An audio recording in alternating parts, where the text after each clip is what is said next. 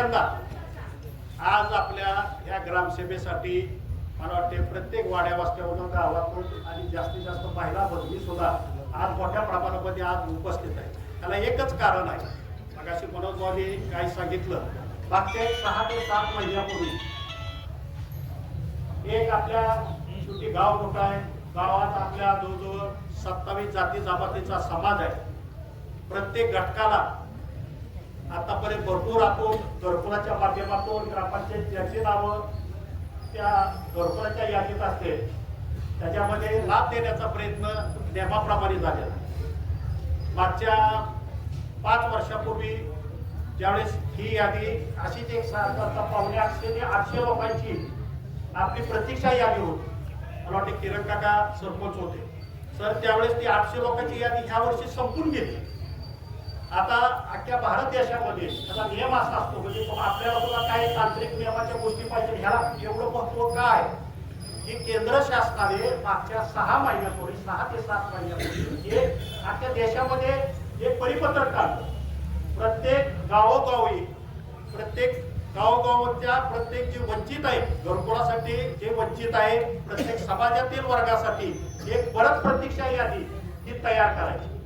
आणि ही प्रतीक्षा यादी जी आता आपण केलेली आहे 1702 लोकांची, त्यातलं काही डबल वगैरे नावं कमी होऊन एक साधारणतः 1596 लोक आहेत आपले.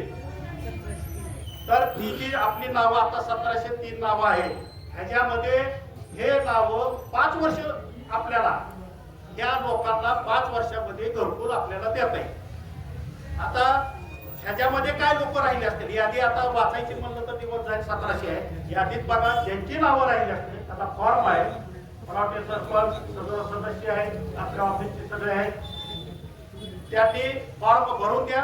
त्यांची नावं सुद्धा त्याच्यामध्ये येतील. त्यामुळे ते तुम्ही कुठल्याही प्रकारची काळजी करू नका.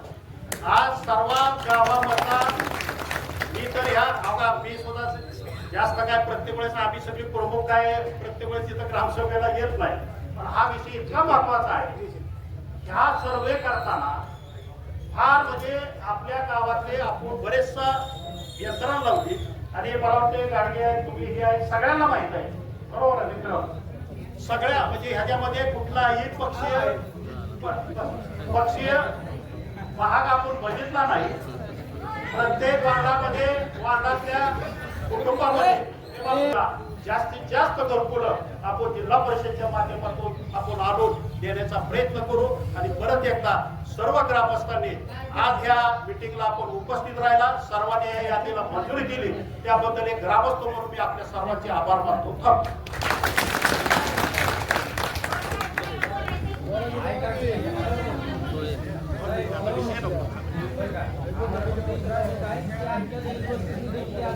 हो जाधव साहेब, हो जाधव साहेब,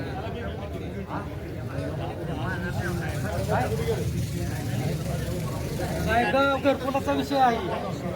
नाही ग्रामसभेचा अजेंडा काय त्या आधी सांगा ना तुम्ही. एकच विषय आहे का ग्रामसभेच्या? विषय ग्रामसभा आहे, बाकी विषय नाही का? हा 2 विषय दाखवा. 2 विषय नाही, पण बाकीच्या विकास कामाची चर्चा करा तुम्ही. आजच्या ग्रामसभेचा अजेंडा वाचून दाखवा रे.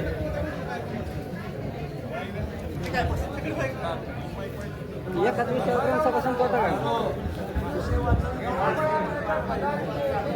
विषय पुढचा आहे विकसित भारत रोजगार आणि आजीविका हमी अभियान ग्रामीण कायदा 2025 जनजागृती व व्यापक प्रसिद्धी करण्याबाबत.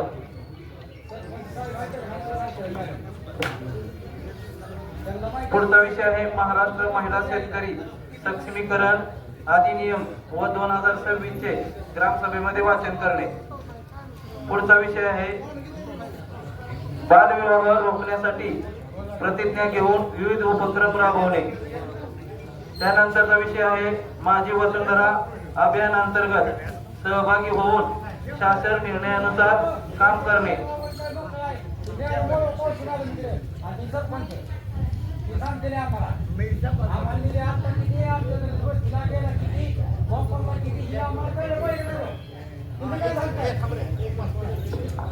एक महत्वाचा एक विषय आहे बरं का, ठीक आहे.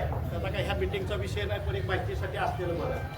आज आपल्या गावामध्ये इंदिरानगर असं बाई काय का नेहमी गेलं की हा ती माझा प्रश्न असतो. इंदिरानगर मध्ये आपली लोक बऱ्याच वर्षापासून राहतात. रामामाता नगरला आपली लोक बऱ्याच दिवसापासून तिथं राहतात.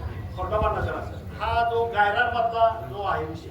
आता अडचण काय होते, इंदिरानगरला समजा बाबा तुम्ही राहता तिथं कुणी जागा आहे, घरकुल झालं तर तिथं नावानी जागा नाही. ही अडचण तांत्रिक होती. तर मध्ये शासनाने मागच जी आर काढला होता, त्याच्यामध्ये दुरुस्ती करून एक 6 महिन्या एक 3-4 महिन्यापूर्वी नवीन जी आर काढलेला आहे. जे आरोप ज्या जिथं लोक राहतील त्या लोकांच्या नावाने फक्त त्यांनी पट्टी वगैरे काय असेल ते शासनाकडे भरायची. वर नाव महाराष्ट्र शासनच राहणार आणि खाली कोणगुळ वहिवाटदार, थोडक्यात आपण म्हणतो ना आपला वहिवाटदार, त्या व्यक्तीचं नाव राहणार. त्याच्या यादीचं सर्वेक्षणाचं काम आहे. साधारण